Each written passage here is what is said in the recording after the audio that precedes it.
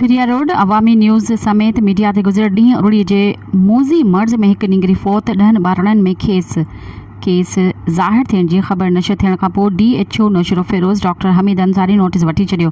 सिहत खाते जी टीम मुतासिर ॻोठ में पहुची वई। भिरिया रोड भरिसां ॻोठ खबड़ खान लाशारी में कल्ह 19 विघे मासूम निंगरी रोज़ीना लाशारी फौत थी वई, जॾहिं त केतिरा ई ॿारड़ा मर्ज़ में मुब्तला आहिनि। निंगरी जे फौत थियण खां पोइ अहिड़ी ख़बर अवामी न्यूज़ ते नशर थी, जंहिंखां पोइ DHO नौशरो फिरोज़ नोटिस वरितो ऐं मुतासिर ॻोठनि में सिहत खाते जी डॉक्टरनि ते ॿधल टीम उमाणी आहे, जेका उरड़ी मुतासिरा ॿारड़नि जी चकास करे रही आहे। इन सिलसिले में ॻोठाणनि चयो आहे त ॻोठ में केतिरा ई ॿारड़ा मुर्ज़ी मर्ज़ में मुब्तला आहिनि। हुननि चयो त असां अवामी न्यूज़ जा शुक्रगुज़ार आहियूं, जंहिंजी महिरबानी सां असां वटि सिहत खाते जी टीम पहुती ऐं हुननि अहिड़े इशूज़ ते असांजो आवाज़ उतारियो। ऐं ॿिए पासे सिहत खाते जे फोकल पर्सन ऐं टीम जी अॻवाणी कंदड़ डॉक्टर अब्दुल सलाम बिलाल चयो त असां DHO नौशरो फिरोज़ जे हुकुम ते उरड़ी मुतासिर ॻोठनि में पहुता आहियूं, जिते ॿारनि जी चकास कई पई वञे। जेका ॿारड़ा उरड़ी में वरितल आहिनि उनखे तिबी इमदाद ॾिनी पई वञे।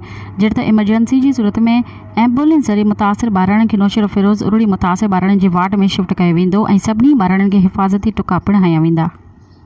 मज़ीद ख़बरनि ऐं तफ़सीलात लाइ विज़िट कयो असांजी वेबसाइट www.awamiNewsHD.com ऐं ॾिसंदा रहो अवामी न्यूज़ HD।